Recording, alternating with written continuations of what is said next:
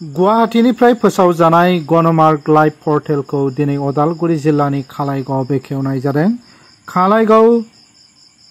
खालाइगाव केन्दुखलाई भवनाव खुंजानाय चेनेलखौ दरं जिल्ला साहित्य सभानि बारग' आफादगिरि आरो मुंदांखा थुनलाइगिरि रजनीकान्त नाथआ बेखेवो।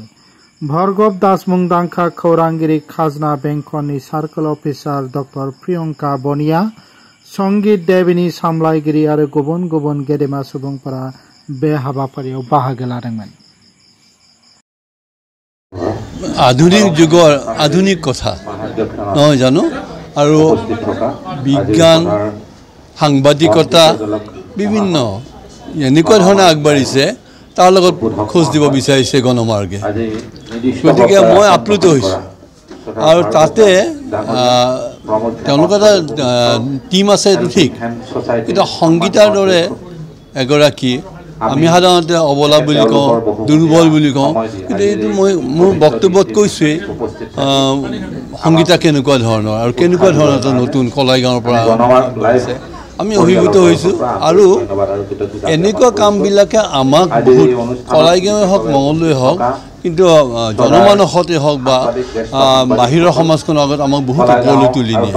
মই সেইকাৰণে আজি অভিভূত হোৱাই নহয়, মই বৰ গৌৰৱ অনুভৱ কৰিছোঁ নিজে এজন দৰঙীয়া হৈ আৰু এই পৰিয়ালৰ লগত মই সম্পৃক্ত হৈ।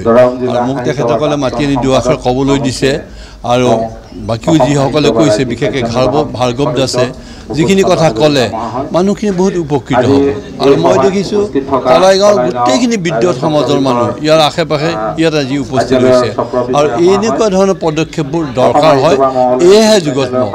আমি সদায় বিয়োগাত্মক চিন্তা কৰি থকাৰ দৰে হয় আৰু সদায় আমি সমাজখন গ'ল, ল'ৰা ছোৱালী বেয়া, এইবিলাকো আমি কৈ থাকোঁ, কিন্তু এইবিলাকে প্ৰমাণ কৰে যে এতিয়াও আমি সৎ পথত আছোঁ আৰু সৎ চিন্তা কৰিছোঁ।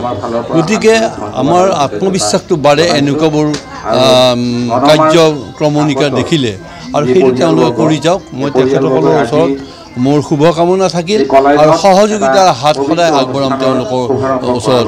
মই উদ্যোক্তাসকলক ভূয়সী প্ৰশংসা কৰিছোঁ, তেওঁৰ মংগল হ'ল। শ্ৰদ্ধা ৰাইজ, সাংবাদিক বন্ধু, আজি কলাইগাঁৱৰ পৰা এই কেন্দুকলাই ভৱনৰ পৰা আমাৰ গণমাৰ্গ গোষ্ঠীৰ এক নতুন সংযোজন হ'ল গণমাৰ্গ লাইভ। এই চেগতে মই গণমাৰ্গ লাইভৰ সমূহ পৰিয়াললৈ মই আন্তৰিক অভিনন্দন জ্ঞাপন কৰিছোঁ। লগে লগে আজি আচলতে এটি সুখৰো দিন, এটি দুখৰো দিন। মই যিহেতু সৰুকৈ হ'লেও ৰাজনৈতিকভাৱে পথাৰখনত খোজ দিয়াৰ কথা চিন্তা কৰিছিলোঁ। আমাৰ এখেত সন্মানীয় সম্পাদক মহোদয়ক মই সম্পাদনা কৰাৰ ক্ষেত্ৰত মই কৈছিলোঁ যে মই প্ৰকাশকৰ দায়িত্বৰ পৰা 2 মাহ আগতে অব্যাহতি লওঁ।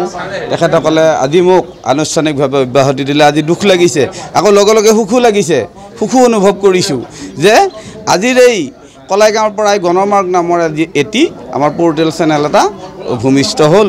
অনাগত দিনত আপোনাসবেও নতুনক সংগ দিয়াৰ, নৱাগত সংগ দিয়াৰ লেখীয়াকৈ আজি কলাইগাঁৱৰ মানে মিডিয়া চাৰ্কলৰ সমূহ সাংবাদিক বন্ধুসকলে যাতে এই গণমাৰ্গ লাইভক আঁকোৱালি লৈ, অবিভক্ত দৰঙৰ সম্পূৰ্ণ সাংবাদিকে যাতে গণমাৰ্গ লাইভক আঁকোৱালি লৈ একেলগে আজি সাংবাদিকতাৰ বা সামাজিক মাধ্যমৰ যিটো খোজ, সেই খোজ দিয়াত যাতে আমাৰ গণমাৰ্গ লাইভকো সহায় কৰে, তাৰ কাৰণে মই আহ্বান জনাইছোঁ।